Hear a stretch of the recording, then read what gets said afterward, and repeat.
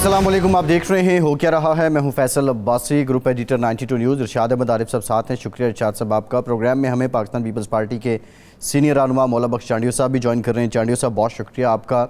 आलमी उफ़क़ पे जो ख़बर है, जो बाइडन ने रब्ता किया सऊदी वली अहद मोहम्मद बिन सलमान से, और सऊदी वली अहद ने जो अब तक आलमी मीडिया के मुताबिक रिपोर्ट हुआ है उसमें बड़ा क्लियर फ़लस्तीन के मामले पर इंसानी हुकूक़ की पामाली, गज़ा में जंग बंदी और वहाँ जो इमदाद की तरसील है उसको यकीनी बनाने पर ज़ोर दिया है।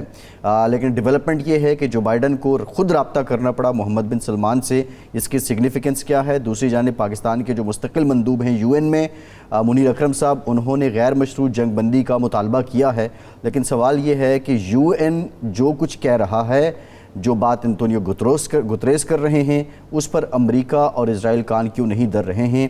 अब तक जो फ़लस्तीन है, अब तो वहाँ पे ऐसे ऐसे मनाजिर आ रहे हैं कि कोई अपने बच्चों का जो नाम है किसी की टांग पे नाम लिख रहा है, कोई धागा बांध रहा है कि खुदा न खास्ता कि वो कहीं शहीद हो जाएं तो उनकी शनाख्त हो सके। बहरहाल इस पर बात करेंगे। पाकिस्तान को लेकर जो डेवलपमेंट है वो यही है। नवाज शरीफ साहब की जो वापसी है उसके बाद का माहौल है। कल जो अदालती मामलात थे उससे भरपूर दिन रहा। मुस्लिम लीग नून अपनी अगली हिकमत अमली बना रही है। पीपल्स पार्टी, यूसुफ रज़ा गिलानी साहब ने कहा है कि लेवल प्लेइंग फील्ड का हमारा बनता ही नहीं है क्योंकि हमें कभी लेवल प्लेइंग फील्ड मिली ही नहीं है। इरशाद साहब, ये तासुर जो एक आ रहा है पीपल्स पार्टी की तरफ से, नाराज़ी तो नहीं कह सकते लेकिन खुशी कभी नहीं है। दो चीज़ें तो खुल कर आ रही हैं ना, जो खुर्शीद शाह साहब ने बात की या राजा परवेज़ अशरफ साहब ने बात की, कमरुज़्ज़मान कारा साहब ने ज़रा ज़्यादा खुल के बात की। वो ये है कि एक तो ये तासुर मिल रहा है कि ये जो मुतालबा होता था मुस्लिम लीग नून की तरफ से, पीपल्स पार्टी की तरफ से, दूसरे लोगों की तरफ से लेवल प्लेइंग फील्ड का अपने लिए, तो अब वो लेवल प्लेइंग फील्ड सिर्फ यूँ तासुर उनका यही है कि सिर्फ मुस्लिम लीग को या मियां नवाज शरीफ को मिल रही है और उनको नहीं उस तरह मिल रही। क्या वजूहात है ये वही बता सकते हैं।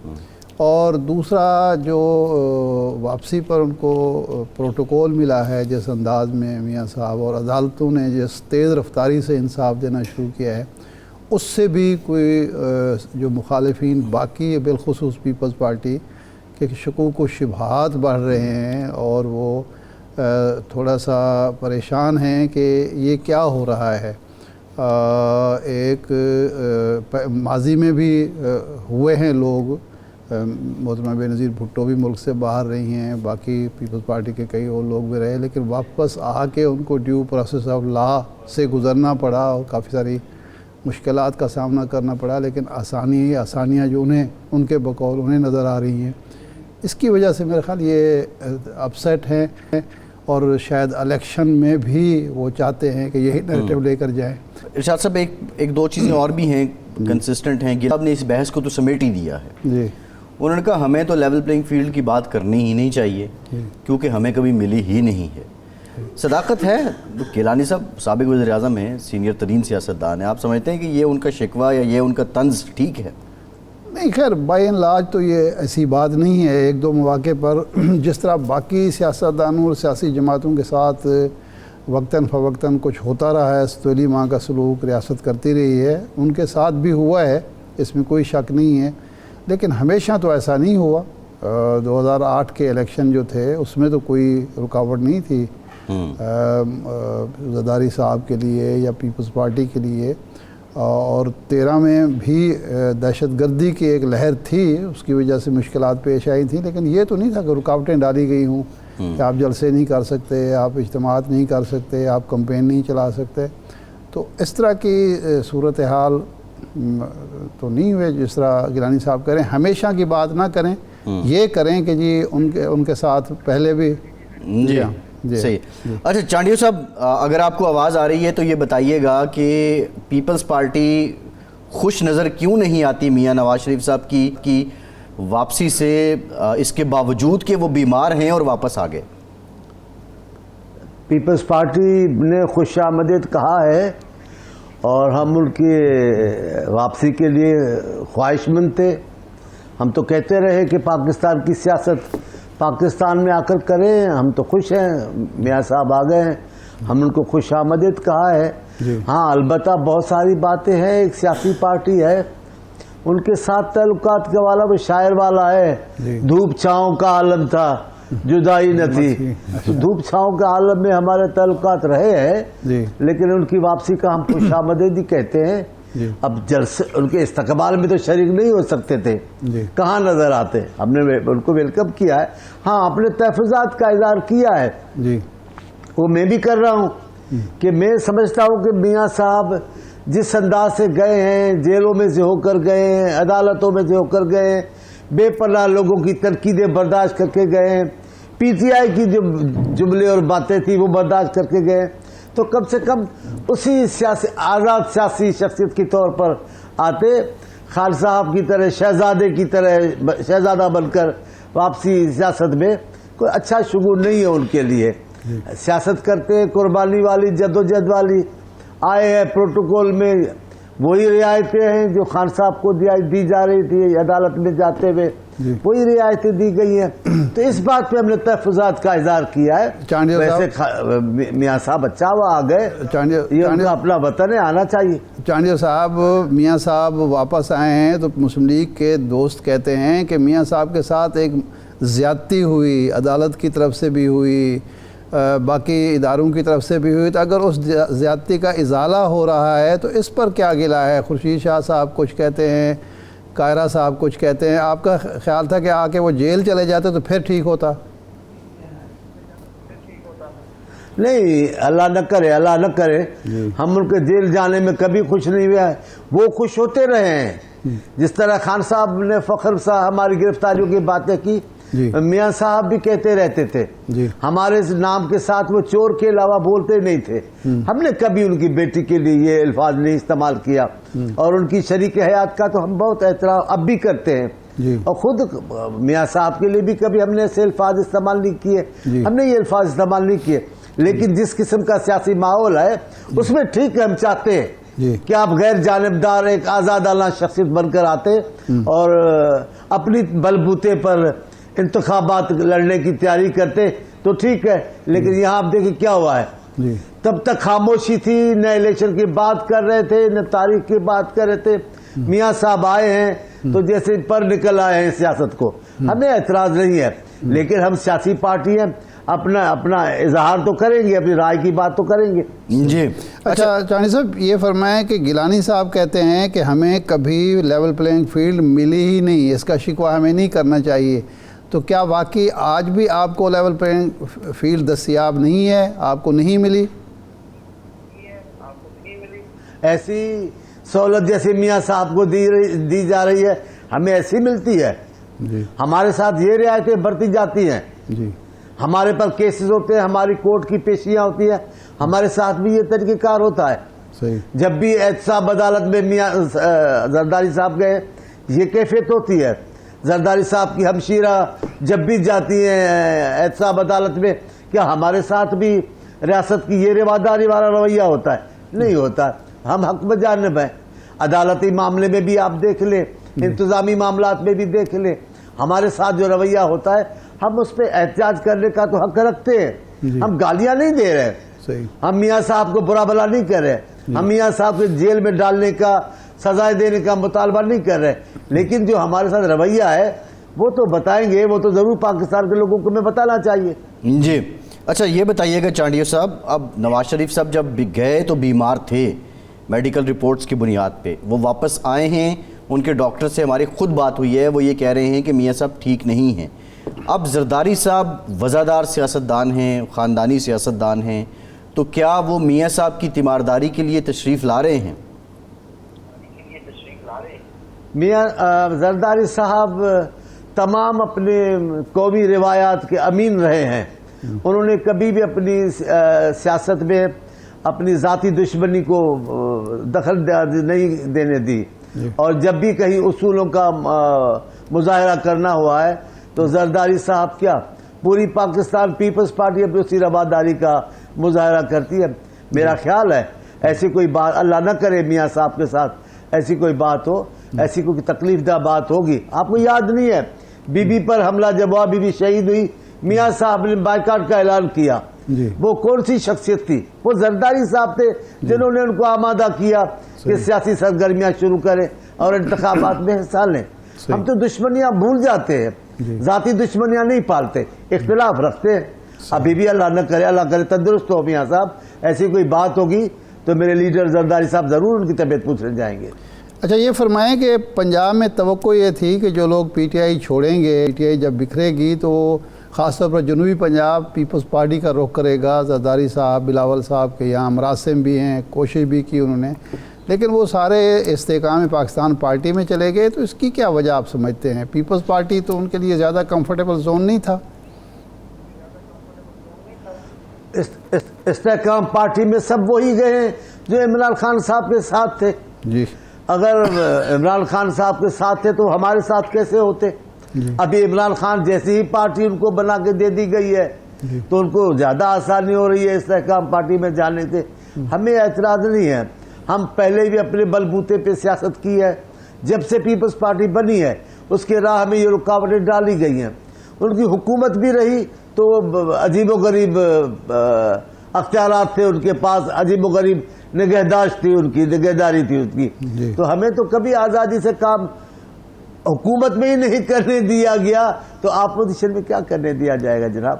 اچھا یہ فرمائیں کہ آپ نے جانا بھی ہے, یہ فرمائیں کہ جب میاں صاحب آ گئے ہیں, ان کا جلسہ بھی ہو گیا, سیاسی سرگرمیاں شروع ہو گئیں, شہباز صاحب کہتے ہیں ہم تو الیکشن مہم کا آغاز کر چکے ہیں, تو اب الیکشن یقینی ہے ہو جائیں گے جنوری میں, جبکہ صدر مملکت عارف علوی صاحب کہتے ہیں کہ مجھے اب بھی یقین نہیں ہے. صدر مملکت پی ٹی آئی کے کارکن بن کر حکومت میں بیٹھے ہوئے ہیں. جی ایوان صدر میں پی ٹی آئی کا کارکن بیٹھا ہوا ہے, غیر جانبدار صدر نہیں بیٹھے ہوئے. صدر ہمارے بھی رہے, پیپلز پارٹی کے رہے, لیکن زرداری صاحب نے جس انداز سے صدارت چلائی آپ دیکھیں میاں صاحب آئے, ان کو خود دروازے پہ لینے گئے, ان کی صاحبزادی آئی تو بےنظیر صاحبہ کی بیٹی ان کے دروازے پہ لینے چلی گئی. ہمارا تو مقابلہ وہ نہ روایت کی پاسداری میں کر سکیں گے, نہ جمہوری انداز سے ہمارا طریقہ کار جو ہے اسے ہمارا مقابلہ کر سکتے ہیں. زرداری صاحب اپنی جگہ پر ٹھیک ہے, ہمیں کوئی اختلاف نہیں, لیکن ہمیں حق پہنچتا ہے, ہمارا حق ہے کہ ہمیں بھی اسی آزادی سے کام کرنے دی جائے. لیکن میرا سوال کو کیا آپ بات کرتے ہیں, میرا سوال ہے الیکشن اب ہو جائیں گے وقت پر, جنوری میں ہو جائیں گے؟ میں یہی کہنے لگا تھا, حالات تو اب یہی ہے کہ جس کا تھا انتظار وہ شاہکار آ گیا.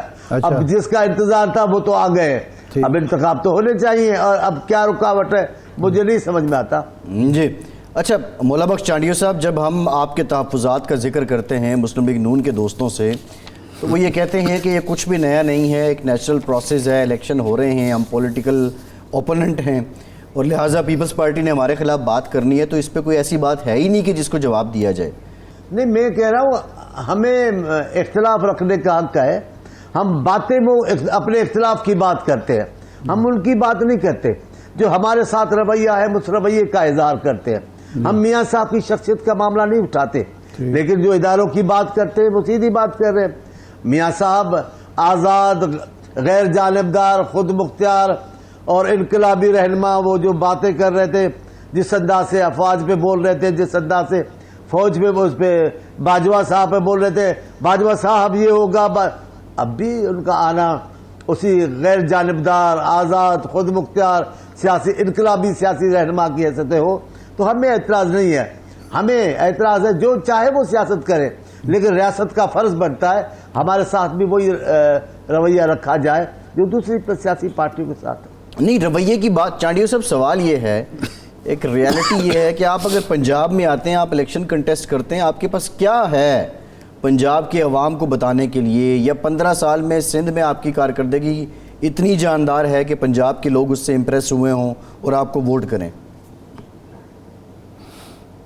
مجھے سمجھ میں نہیں آتا, جب پی ٹی آئی جیتے تو آپ کہیں ان کی کارکردگی ہے, جب نون لیگ ایک طویل عرصہ پنجاب میں بیٹھی رہے سرکاری چھاؤں میں تو آپ کہیں کارکردگی ہے. لیکن عجیب و غریب بات ہے, پیپلز پارٹی جیتے تو اس نے کوئی نتیجہ نہیں دیا, نتیجہ دیا ہے تب تو عوام منتخب کر رہے ہیں. پاگل ایک آدمی ہو سکتا ہے, 10 ہو سکتے, چلے 100 آدمی ہو سکتا ہے, پوری قوم پاگل ہوگی, پوری قوم غلط راہ پہ چلے گی، ایسا تو نہیں ہے. سندھ کی خدمت کی ہے، سندھ میں بہت ساری تبدیلیاں لائی ہیں. آپ بہت سارے اداروں کو دیکھیں، بہت سارے طریقہ کار ہمارے کو دیکھیں. سندھ میں جس انداز سے پاکستان پیپلز پارٹی ان سالوں میں حکومت کی ہے، مثال نہیں ملتی. جو ادارے ہم نے بنائے ہیں، جو ہم نے سہولیات دی ہیں، جو ہمیں آسانیاں ہم نے پیدا کی ہیں سندھ کے لوگوں کے لیے، ایسے تو نہیں ہے سندھ کے لوگ پروپیگنڈا میں آ جائیں گے، سب کے سب کروڑوں لوگ پروپیگنڈا کا شکار ہوں گے، عملی کام کا نہیں ہوگا. ایسا نہیں ہے. یہ پیپلز پارٹی کے خلاف ایک منفی قسم کی پروپیگنڈا ہے، وہ کی جا رہی ہے. ہمارے پاس کیا ہے پنجاب میں آنے کے لیے؟ ہمارے پاس ہم خود ہے، ہماری کارکردگی ہے، ہمارا موقف ہے، ہمارا بیانیہ ہے. پنجاب کے پاس آئیں گے. پنجاب بھی ہمارا ملک ہے، پاکستان کا حصہ ہے. اگر لوگوں نے قبول کیا تو بھی ٹھیک ہے، نہیں سنیں گے تو صحیح. پھر جب فیصلہ کرنے کا موقع آئے گا تو پھر دوبارہ بھی فیصلہ کریں گے وہ. جی ٹھیک ہے. اچھا بہت شکریہ مولا بخش چانڈیو صاحب، آپ کے وقت کا آپ ہمارے ساتھ موجود تھے. ایک بریک کے بعد دوبارہ حاضر ہوتے ہیں.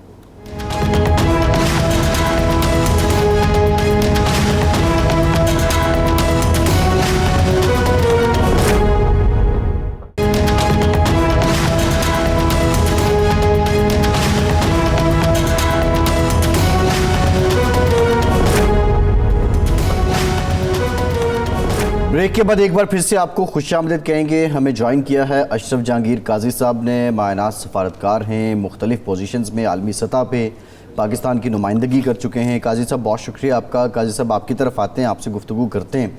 ارشاد صاحب، جو سگنیفیکنٹ ڈیولپمنٹ ہے، جو رپورٹ ہوا ہے، اس کے مطابق جو بائیڈن نے ٹیلی فون کیا محمد بن سلمان کو، آپ سمجھتے ہیں کہ جو سعودی عرب کی پوزیشن ہے فلسطین کے معاملے پہ اور اس کا دباؤ اب امریکہ محسوس کر رہا ہے کہ امریکی صدر کو خود فون کرنا پڑ گیا؟ اصل میں امریکہ تو اب چاہ رہا ہے کہ جنگ بندی کا مطالبہ نہ کیا جائے، کیونکہ امریکی موقف یہ ہے اور یو کے بھی اس کے ساتھ ہے، فرانس بھی، کہ اس کا فائدہ حماس کو ہوگا، فلسطینیوں کو ہوگا. کیونکہ موجودہ آج کے دن تک جو ہے وہ کوئی پوزیشن بہت زیادہ اسرائیل کی مضبوط نہیں ہے، سوائے اس کے کہ وہ بمباری کر رہا ہے، وہ لوگوں کو شہید کر رہا ہے.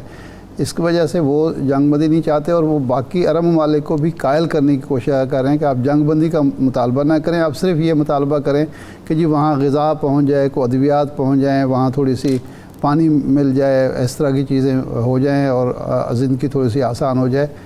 جب تک آخری فلسطینیوں کو وہاں سے وہ نکال نہیں لیتا اس وقت تک یہ سلسلہ جاری رہنا چاہیے، اور اسی لیے شاید انہوں نے فون کیا ہے. لیکن اشرف جہانگیر قاضی صاحب ہمارے ساتھ ہیں، مایناز سفارتکار ہیں. ہم ان سے پوچھتے ہیں کہ قاضی صاحب، ایک تو جنگ بندی اب تک نہیں ہو سکی، اس کی وجہ کیا ہے، اور امریکہ جو اب رابطے کر رہا ہے اس کا مقصد کیا ہے؟ جی السلام علیکم. امریکہ کی پالیسی شروع سے، امریکن ریاست کی پالیسی، امریکن حکومت کی پالیسی فلسطین کے حوالے سے ہمیشہ سے دوغلاپن کا شکار رہی ہے.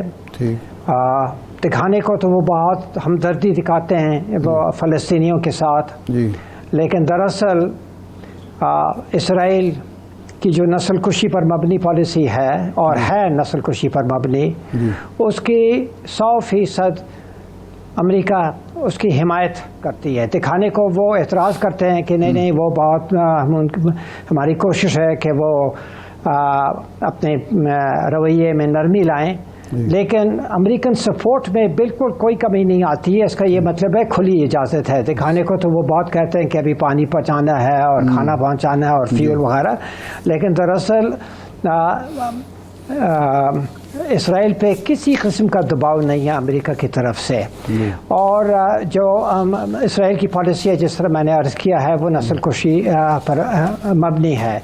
اور یہ جو صورتحال ہے یہ پچھلے 50 سال سے زیادہ چل رہی ہے. یہ کیونکہ پہلا اٹیک تو نہیں ہے اسرائیل کا وہ فلسطینیوں پر. ہاں، تو یہ کوئی 7th اور 8th اٹیک ہے جس میں ہزاروں کو وہ شہید کرتے ہیں.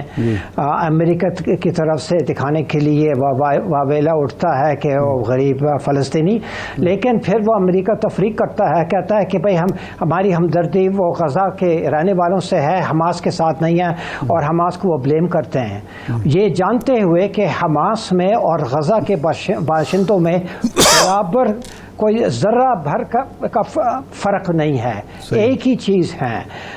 غزہ کے رہنے والے جو ہیں 100% حماس کے ساتھ ہیں. اگر وہ وہاں ان کو آزادی ملتی ہے اور آزادانہ الیکشنز ہوتے وہاں اور صحیح معنوں میں وہاں ایک قسم کی ڈیموکریسی آ جاتی ہے، عین ممکن ہے کہ وہ شاید حماس کو ووٹ دیں یا نہ دیں. ہاں لیکن اس صورتحال میں جب وہ نسل کشی کے وہ شکار ہیں تو یہ 100% حماس کے ساتھ ہیں. اور یہ فرق کرنا کہ ہم حماس کے ساتھ ہیں اور کے خلاف ہیں اور غزہ کے رہنے والوں کے ساتھ ہیں، یہ منافقت پر مبنی پالیسی ہے. اچھا قاضی صاحب، اور یہ جان بوجھ کر منافقت. جی اچھا یہ فرمائیں کہ یہ جو ہمارے ہاں عام طور پر ایک ڈنڈورا پیٹا جاتا ہے انسانی حقوق کا، عالمی ضمیر کا، عالمی برادری کے منصفانہ بات کا، وہ تو ہمیں نہ امریکہ میں نظر آتا ہے نہ پورے یورپ میں آتا ہے. یوں لگتا ہے کہ امریکہ یورپ اس بات پہ متفق ہیں کہ فلسطینیوں کو یہاں سے مٹا ہی دیا جائے، ختم ہی کر دیا جائے تاکہ اسرائیل کے جو عزائم ہیں مشرق وسطیٰ میں وہ بروئے کار لا سکیں. تو ہم کس کو اپیل کریں؟ یعنی جنگ تو آپشن بظاہر نہیں لگتی، لیکن کیا یہ جنگ کی طرف لے جایا جا رہا ہے معاملے کو؟ اب دیکھیں، غزہ کے لوگ جس طرح کشمیر کے لوگ ہیں وہ تو جان کی قربانی دینے کے لیے تیار ہیں، اور ہزاروں میں 10,000 میں لاکھوں میں وہ ان کے شہید بنے ہیں پچھلے 70 سال کے دوران. تو اسی طرح فلسطینی بھائی جو ہیں وہ بھی تیار ہیں قربانی دینے کے لیے، جان کی قربانی دینے کے لیے. تو اور ہم جو ہیں ابھی ہمارے پاس تو کوئی اختیار ہی نہیں رہا، کوئی آپشنز ہی نہیں ہے سوائے واویلا کرنے کا اور یہ کہ زبانی جمع خرچ اور ہمدردی دکھانا. پاکستان بن سکتا تھا ایک ایسا ملک کہ ہم اپنے فلسطینی بھائی اور اپنے کشمیری بھائی کے کام آتے، لیکن افسوس سے، اور اس میں میں زیادہ تفصیل میں جانا نہیں چاہتا کیونکہ ہر پاکستانی کو اس کا علم ہے کہ پاکستان جو ہے کنٹری وداؤٹ آپشنز بن چکا ہے، کہ بے اختیار ملک ہے. تو بے اختیار ملک جو ہے مجبوراً وہ صرف زبانی جمع خرچ کر سکتا ہے، اور وہ ہم کر رہے ہیں، اور اس کا شکریہ بھی فلسطینی ہمیں دیتے ہیں. کہ میرا جو مخاطب پاکستان صرف نہیں تھا، پورا عالم عرب، پورا عالم اسلام جو ہے اس کا یہی رویہ ہے، وہ بھی اسی کیٹیگری میں آتے ہیں. اچھا جی وہ بھی صحیح معنوں میں ہمارے جو فلسطینی بھائی ہیں ان کے عرب بھائی، مسلمان بھائی، ہاں وہ بھی ان سے 100% مخلص نہیں ہیں. آپ جانتے ہیں کہ جتنے جو ہیں، نام نہیں لوں گا ممالک کے کیونکہ آپ جانتے ہیں، ان کا سارا انحصار امریکہ پہ ہے. ان کی دولت اور وغیرہ جو ہے، ان کی پراپرٹیز اور ان کا انحصار، اور وہ کسی حد تک وہ اپنے عوام سے بھی خائف ہیں. تو ان کو سیکیورٹی دینے والے کون ہیں؟ وہ امریکہ بہادر ہے. تو وہ امریکہ اب وہ جو ہیں وہ جانتے ہیں کہ ان کے اپنے عوام جو ہے وہ 80 to 90% وہ حماس کے حق میں ہے اور غزہ کے حق میں ہے، فلسطینی بھائیوں کے حق میں ہے. اور اب وہ اس لیے وہ تھوڑا سے پیچھے ہٹ رہے ہیں، اور وہ جو ابراہیمک اکارڈز کی بنیاد پر وہ اسرائیل کے ساتھ دوستی اور نارمل سی قائم کر رہے تھے، اس میں انہوں نے کچھ وقفہ وہ لایا ہے، تھوڑی دیر کے لیے وقفہ لایا ہے. لیکن ان کا مقصد یہ ہے کہ ان کے ساتھ وہ، کیونکہ یہ امریکہ کی طرف سے بھی ایک ڈیمانڈ ہے کہ آپ ہمارے ساتھ تعلقات رکھتے ہیں، ہم آپ کی سیکیورٹی کا خیال رکھتے ہیں، آپ اسرائیل کے ساتھ نارملائز کریں ریلیشن شپ، اس میں بھی آپ کو بھی فائدہ ہے، اور جو جن چیزوں کا آپ کو فکر ہے اس کا بھی ہم آپ کا خیال رکھیں گے، وغیرہ وغیرہ. افسوسناک کہانی ہے، بہت ہی افسوسناک ہے. یہ صرف پاکستان پہ لاگو نہیں ہے، تمام عالم اسلام پہ ہے. قاری صاحب یہ جو معاملہ طول پکڑ رہا ہے چند ممالک کے سوائے چند ممالک کے جی ہاں جی قاری صاحب سوال یہ ہے کہ اب یہ معاملہ طول جو پکڑ رہا ہے 19 دن ہو چکے ہیں غزہ میں جنگ جاری ہے اور کیا یہ اس بات کا رد عمل ہے کہ G20 میں محمد بن سلمان نے کہا کہ اب یہ جو عرب خطہ ہے یہ دنیا کو لیڈ کرے گا اور اس بے چینی کو پھیلانے کا مقصد یہ بھی ہے کہ اب یہ ڈسٹربنس ہی رہے, جو پلانز ہیں وہ سارے کہیں نہ کہیں ردی کی ٹوکری میں چلے جائیں, یا یہ کوئی اور ریزن ہے کہ جنگ بندی نہیں ہو رہی؟ اس کی یہ 100 سال سے چلی آ رہی ہے. یہ جو صہیونی کے جو منصوبے ہیں 100 سال پہلے بن چکے تھے اور اس کی ایک ہسٹری ہے جو آپ جان سکتے ہیں. ابھی وقت نہیں ہے ہمارے پاس کہ اس ہسٹری میں جائیں کسی تفصیل کے ساتھ. تو اس کا تعلق اسامہ بن لادن کے ساتھ بالکل نہیں ہے, یہ اور چیز ہے. اسامہ بن لادن کی وجہ سے آخر یہ اسرائیل جو 1948 میں وجود میں آیا ہے وہ تو امریکہ کے ایک فوجی اڈہ ہے مڈل ایسٹ میں, اور فلسطینیوں کی زمین پر وہ قائم ہوا ہے بحیثیت امریکہ کا ایک فوجی اڈہ.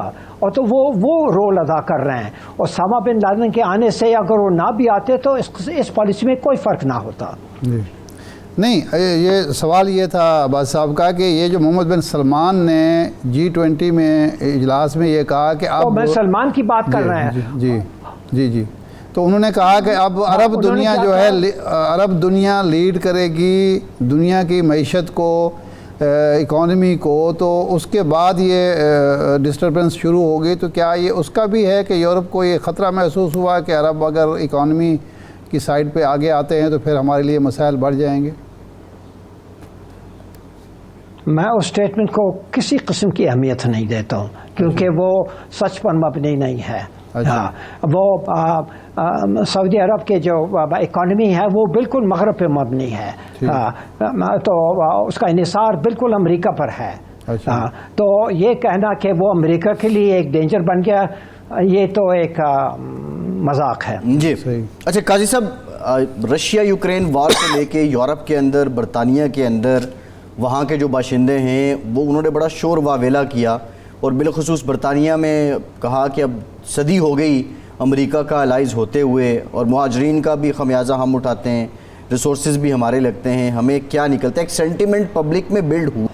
آپ سمجھتے ہیں کہ اگر فلسطین کاز کو کوئی چیز سپورٹ کرے گی تو وہ یہی division of sentiment with in Europe ہے, ود ان امریکہ ہے؟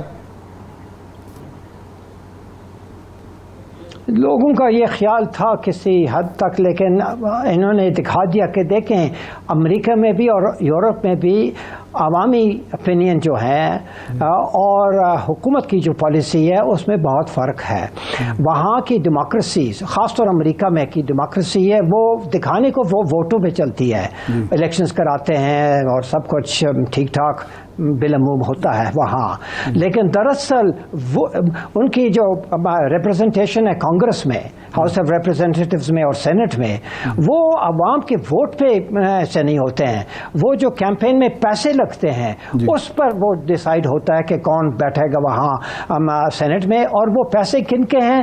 وہ پیسے تو 0.01% جو ہے پلوٹوکریٹ, سب سے امیر ترین جو طبقات ہیں امریکہ میں, ان کے پیسے ہیں, تو وہ کنٹرول کر رہے ہیں وہاں.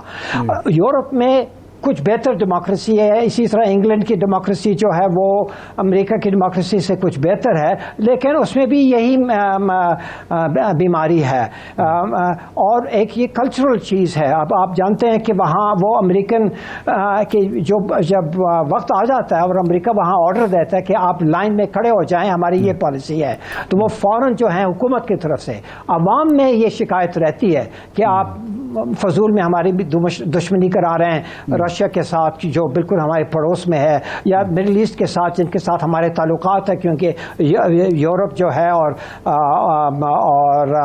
افریقہ جو ہے, ناردرن افریقہ تو سارا عرب مسلمان ہے, وہ نیبرنگ کانٹیننٹس ہیں, تو وہ ان کو یہ خدشات ہے, لیکن ان کی اتنی ہمت نہیں ہے خاص طور ان کی حکومتوں کہ وہ امریکہ کے پالیسی کے یعنی کہ اس کی مخالفت کرے. وہ پس پردہ کہتے ہیں کہ بھئی آپ یہ کریں وہ کریں، لیکن امریکہ کے اب آپ دیکھ رہے ہیں الیکشنز آ رہے ہیں، بائیڈن کے بارے میں یہ میڈیکل اپینینز یہ ہے کہ یہ انفٹ ہے ٹو بی پریزیڈنٹ، اور تو الیکشنز کے لیے ان کو ایک کرائسس کی ضرورت ہے، اور یہ مڈل ایسٹ کرائسس ایک ایسا کرائسس ہے جس کی وجہ سے سارے امریکن ایک یکجا ہو جاتے ہیں اور اپنے پریزیڈنٹ کی حمایت میں ایک ہو جاتے ہیں۔ اسی طرح اسرائیل میں یہ نتن یاہو جو ہے اس کے خلاف ہر قسم کے کرمنل چارجز ہیں، اور انہوں نے بھی یہ شروع کیا کیونکہ جنگ کے وقت میں یہ سارے ایک ہو جاتے ہیں اسرائیلی ان کے پیچھے، تو دونوں کے جو ایک کے وہ جو کرمنل پرابلمس ہیں، جوڈیشل پرابلمس ہیں، اور ایک کے الیکٹرل پرابلمس ہیں، یہ دونوں اگر آپ یہ نسل کشی کے ذریعے یہ حل ہو جاتے ہیں، اور یہ نسل کشی کا سلسلہ تو جاری ہے، پچھلے 50 سال سے جاری ہے غزہ میں۔ غزہ کی آبادی کتنی ہے؟ 7 لاکھ ہے، تو اس میں سے تقریباً غزہ کے آدھے سے زیادہ لوگ کو غزہ شہر سے نکالے گئے ہیں، اور ان میں سے 1/3 جو ہیں وہ بچے ہیں، اور بچے میں اور ابھی ایک ہی دن میں کوئی 700 کو مارے ہیں، ان میں سے 300 بچے تھے۔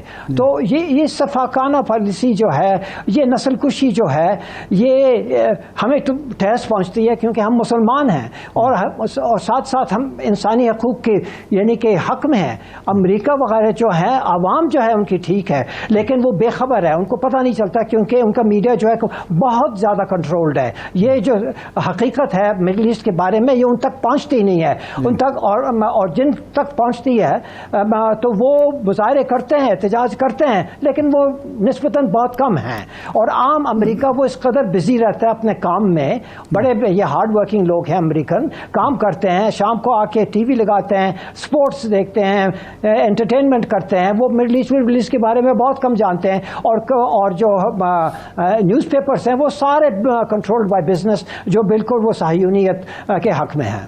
اچھا قاضی صاحب یہ فرمائیں کہ وہ ترجیح کرتے ہیں، جی، لیکن حقیقتاً وہ بھی اسرائیل کے ساتھ دکھانے کو وہ غزہ جی جی جی جی دکھانے کو وہ دکھاتے ہیں، لیکن دل ان کے ساتھ اسرائیلیوں کے ساتھ ہیں، صہیونیت کے ساتھ ہیں۔ بالکل نہیں ہے، اور یہ ایک سویلائزیشنل کانفلکٹ ہے۔ جی بالکل، یورپ ویسٹ اور باقی دنیا، اور بطور خاص یورپ ویسٹ اور اسلامی دنیا، اس کے درمیان یہ ایک ایسی چیز ہے، یہ صدیوں سے چلی آ رہی ہے، اور یہ اب تک جاری ہے۔ یہ اور چیز ہے کہ افسوس، ہزار افسوس کہ اسلامی ممالک جو ہیں اپنے جو اقدار ہیں ان کے مطابق انہوں نے اپنی عوام کی خدمت نہیں کی ہے، جو کہ کرنی چاہیے تھی، اور جس کا ہمیں توقع تھا، لیکن یہ پچھلے آپ دیکھ رہے ہیں 75-100 سال۔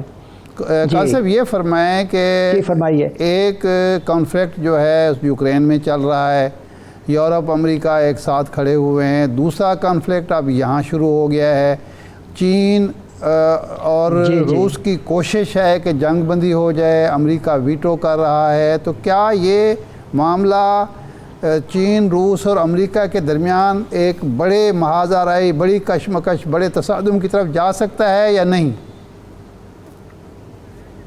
نہیں، جانے کو تو جا سکتا ہے، اس کے امکانات ہیں، لیکن غالباً نہیں ہوگا، کیونکہ امریکہ کی جو اصل جنگ ہے وہ تو چین کے ساتھ ہے، اور یہ یوکرائن جو ہے یہ روس کے خلاف ہے، لیکن دراصل ان کا جو مین ٹارگٹ ہے وہ چائنا ہے، اور چائنا نیوکلیر پاور ہے، گلوبل اکنامک پاور ہے، اور امریکہ کسی طرح بھی چین کو شکست، عسکری شکست، ملٹری شکست نہیں دے سکتا ہے۔ ٹھیک ہے، امریکہ نمبر 1 ملٹری پاور ہے دنیا میں، ٹیکنالوجی کے حوالے سے بھی نمبر 1 پاور ہے، اکنامکلی بھی نمبر 1 پاور ہے، لیکن چین ابھی وہاں تک پہنچ چکا ہے جہاں امریکہ کی استطاعت نہیں ہے، اور وہ جانتے ہیں کہ وہ چین کو شکست نہیں دے سکتے ہیں، تو اس لیے وہ جنگ نہیں کریں گے چین کے ساتھ، کیونکہ اس میں اگر امریکہ جنگ بھی جیت بھی جائے چین سے تو امریکہ بچے گا نہیں، تو اس لیے وہ جانتے ہیں، تو وہ اس لڑائی کو محدود رکھنے کی کوشش میں ہوگا کہ یہ جو ہے نسل کشی کا سلسلہ جو ہے اس کو چلنے دو، حماس کو ختم کرو، غزہ کے جو لوگ ہیں وہ بے شک شہید ہو جائیں، سب کے سبھی ہو جائیں، لیکن امید ہے کہ چین لڑائی شروع نہیں کرے گی کیونکہ امریکہ طاقتور ترین ملک ہے، اور امریکہ بھی چین کے اوپر، حالانکہ وہ ہدف ہے ان کا نمبر 1، لیکن ان کے اوپر وہ چڑھائی نہیں کر سکتے کیونکہ وہ جانتے ہیں کہ چین وہاں تک پہنچ چکا ہے جہاں وہ ان کو عسکری شکست امریکہ کے بس میں نہیں ہے۔ جی ٹھیک، بہت شکریہ اشرف جہانگیر قاضی صاحب، کہ وقت کا آپ ہمارے ساتھ موجود تھے۔ ایک بریک کے بعد دوبارہ حاضر ہوتے ہیں۔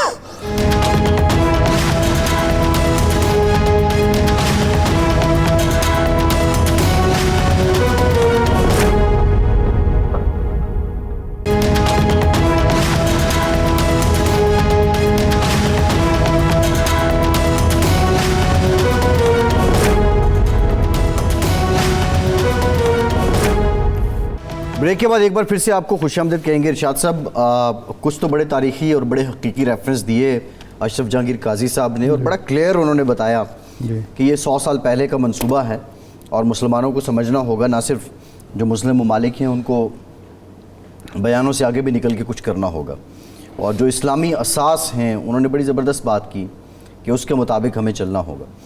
لیکن سوال یہ ہے ارشاد صاحب کہ جو اب کریڈٹ تو میرا خیال ریئل ٹائم میں واٹس ایور جو بھی ہے محمد بن سلمان کا یہ بنتا ہے کہ ہم 4 ہفتے پہلے یعنی 24-25 دن پہلے یہ ٹاپ سٹوری تھی دنیا میں کہ اسرائیل اور سعودی عرب نارملائز تعلقات ان کے ہونے جا رہے ہیں، اور ابراہم اکارڈ کا ذکر اشرف جہانگیر قاضی صاحب نے بھی کیا۔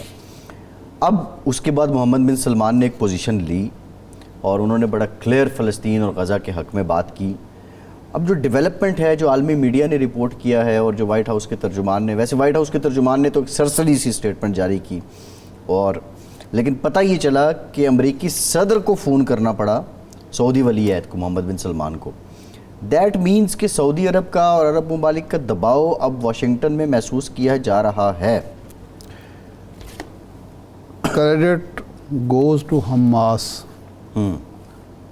Credit goes to Palestinian people, جو قربانیاں دے رہے ہیں، جو جانیں دے رہے ہیں، جو اپنے پیاروں کی شہادتوں سے خائف نہیں ہیں، جو ہسپتالوں میں، اسکولوں میں، بازاروں میں، گھروں میں بمباری کا سامنا کر رہے ہیں، لیکن اسرائیل کی یہ بات سننے کے لیے تیار نہیں ہے کہ وہ اپنے گھروں کو خالی کر دیں۔ دیکھیں، یہ جو گھروں کو خالی کرنے کا ایشو ہے، عرب فلسطینیوں کو علم ہے کہ اس کی کیا قیمت ہوتی ہے۔ یہ پہلی جنگ عظیم سے پہلے وہ جو 100 سال کی بات کر رہے تھے، کوشش کی یہودیوں نے کہ یہاں ہمیں آباد ہونے کی اجازت دی جائے۔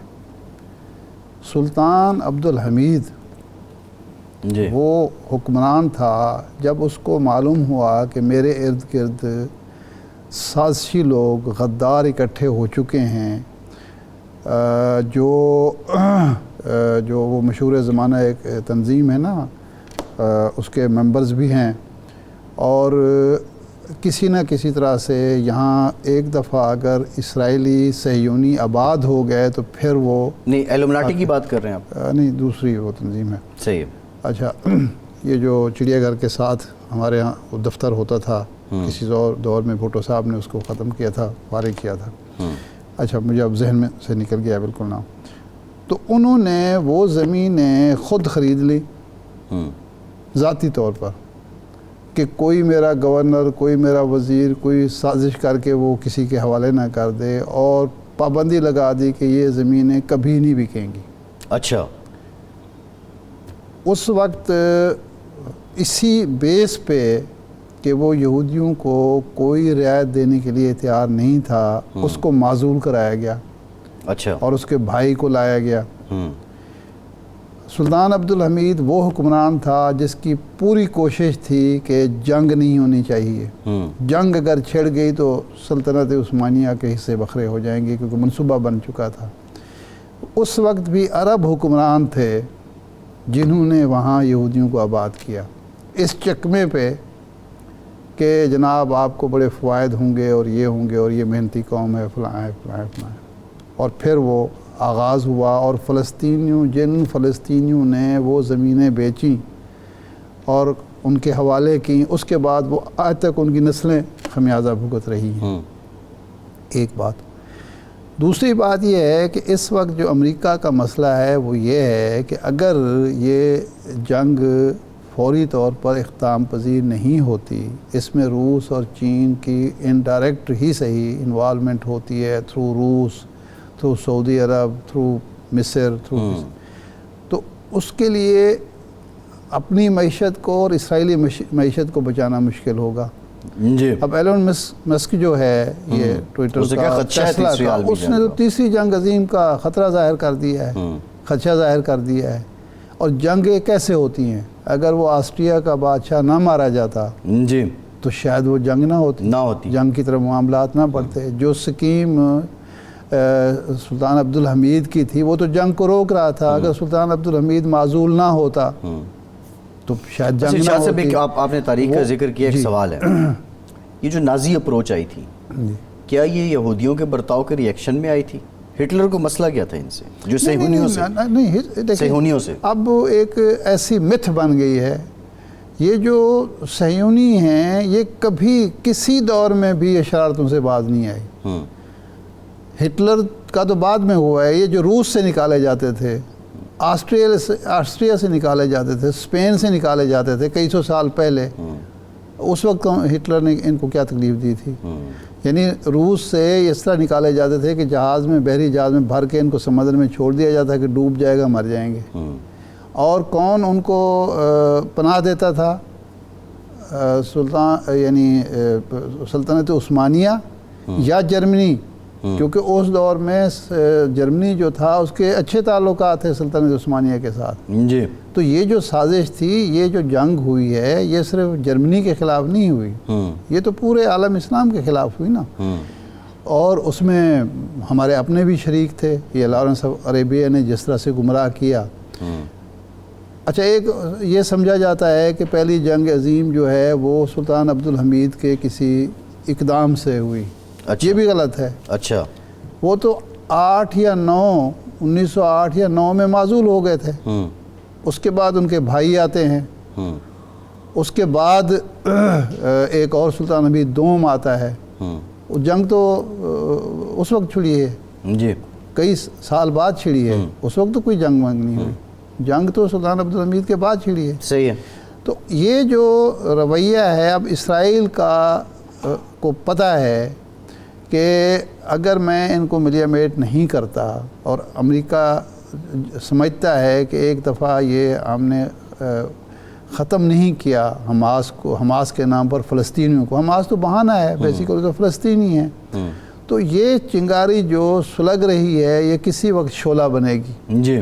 اور شعلہ بنے گی تو امریکہ کو نقصان ہو نہ ہو، یہ فوجی اڈہ جو امریکہ کا ہے، یہ جو نرو سینٹر ہے، یہ تباہ ہو جائے گا. یہ تباہ ہو سکتا ہے. آج بھی اگر امریکہ اور یورپ فرانس کی طرف سے، جرمنی کی طرف سے، یو کے کی طرف سے اور ممالک کی طرف سے اگر وہ جو وہاں فوجی امداد پہنچ رہی ہے، جو اسلحہ پہنچ رہا ہے، جو پیسہ پہنچ رہا ہے، وہ نہ پہنچے تو کتنے دن یہ جنگ لڑ سکتا ہے. اچھا ارشاد صاحب، اب ایک اور جو قاضی صاحب کے سامنے بھی میں نے سوال رکھا تھا، بنیادی طور پہ بالخصوص برطانیہ میں اور بریگزٹ کے بعد بہت زیادہ کرائسس ہیں، معاشی کرائسس وہاں پہ بہت زیادہ ہے، انرجی کرائسس ہے، سپلائی کا مسئلہ ہے، عوام تنگ ہیں. ہڑتالیں جتنی پچھلے 1-1.5 سال میں برطانیہ میں ہو چکی ہیں، اسپتالوں والے، NHS والے ہڑتال پہ، ریلوے والے ہڑتال پہ، ٹیچرز ہڑتال پہ، یہ کوئی 30-40 سال میں نہیں ہوا. عوام کا ایک بہت بڑا سیگمنٹ ہے جس نے ووٹ دینا ہے اب آئندہ جا کے آئندہ الیکشن میں، وہ یہ کہتا ہے کہ امریکہ کی پالیسیوں کا نقصان برطانوی عوام اٹھا رہے ہیں. رشیا یوکرین وار میں وہ سارا ملبہ ہم پہ پڑ رہا ہے اور ہمیں اس کے عوض کوئی ایڈ بھی نہیں آ رہی ہے. اگر ہم یوکرین سے آنے والے ریفیوجیز کو پناہ دے رہے ہیں تو وہ اپنے خرچے سے دے رہے ہیں. کیا یہ سینٹیمنٹ دوسرے ممالک میں بھی جائے گا؟ دیکھیں، کیا امریکہ کی پالیسی سے برطانیہ علیحدہ ہوگا؟ یہ سینٹیمنٹ ضرور ہے، لیکن بڑا کمزور سینٹیمنٹ ہے. یہ مضبوط سینٹیمنٹ نہیں ہے. دیکھیں جب عراق وار میں جا رہا تھا، برطانیہ شامل ہو رہا تھا، اس وقت 10 لاکھ 12 لاکھ کے جلوس نکلے، لیکن ٹونی بلیئر نے کوئی پرواہ نہیں کی، اس لیے کہ اس کو پتہ تھا کہ یہ 10-12 لاکھ کا سے کو آپ 30 لاکھ کر لیں، 40 لاکھ کر لیں، یہ کروڑوں میں نہیں ہے، ٹھیک ہے۔ دوسرا جو انحصار ہے یورپ کا اب ٹوٹلی امریکہ پر ہے، اور افغانستان کے سے انخلاء کے بعد امریکہ یہ افورڈ نہیں کرتا کہ اب یورپ کو ادھر ادھر جانے دے۔ اس کا تو سکیم ہی یہ تھی جس کا نیتن یاہو نے جو کھڑے ہو کے نیو مڈل ایسٹ ماڈل کی بات کی تھی، یا تو وہ تو یہی تھا کہ جی ایک ایسا عالم عرب، ایسا مڈل ایسٹ جس کے چکر تو یہ دیا جا رہا تھا سعودی عرب کو یا دوسروں کو، لیکن بیسیکلی تو اس کو لیڈ کرنا تھا اسرائیل نے، نیتن یاہو نے۔ وہ گیم خراب ہو گئی، اب تو برسوں لگیں گے نا، اب اتنی آسانی سے تو نہیں ہو سکتا کہ آپ کل بیٹھ کے ابراہم ایکارڈ کو دوبارہ جھاڑ پونچھ کے اور شروع کر دیں۔ تو اس لیے کوشش یہ ہے کہ جتنا زیادہ کمزور کیا جا سکتا ہے فلسطینیوں کو کر دیا جائے۔ یو اے کیا اور کرے گا؟ اس میں یو اے تو کھڑا ہے امریکہ کے ساتھ۔ وہ دیکھیں اگر تو یہ آگے مضبوط صورتحال پیدا ہوتی ہے، ایک مضبوط سینٹیمنٹ پریویل کرتا ہے مسلمانوں کا، تو پھر یو اے کہاں جائے گا؟ لیکن اس وقت جو مثبت ہے مسلمانوں کے لیے وہ ایران اور سعودی عرب کے تعلقات کا مثالی ہونا ہے، یہ بہت بڑی بات ہے۔ ارشاد صاحب، پروگرام کا ٹائم ختم ہو گیا، بہت آپ کا آج کے پروگرام سے اتنے ہی اجازت دیجیے۔